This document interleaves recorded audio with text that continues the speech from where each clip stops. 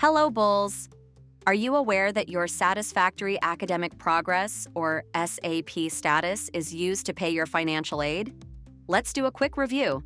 SAP is a federal requirement for all students, even if you have never received financial aid, and it includes all credit hours attempted at all schools. For undergraduate students, SAP has 3 parts. 1. Your GPA, 2. Your pace or progress to completing your degree, and 3. Maximum time. Once you become a junior, you must maintain a 2.0 USF GPA each semester. You must also earn 67% of all attempted credit hours. You can receive aid until you have attempted 180 credit hours. This includes any hours you attempted at other schools.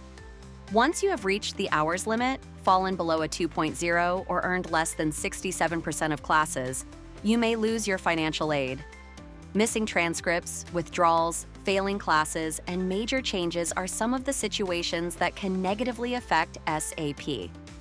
If you are not meeting SAP, you may have to pay your bill using other sources, such as out-of-pocket or with private student loans that don't require USF to process them.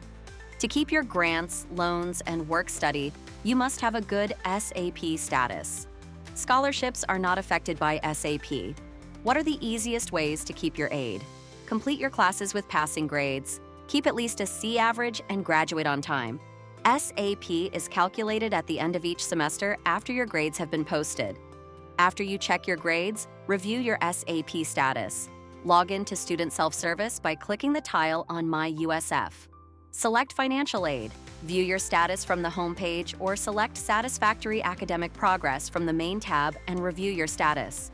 If your status indicates anything other than eligible, review the SAP policy on the financial aid website immediately.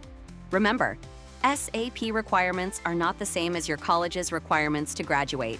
Thanks for watching, and go Bulls!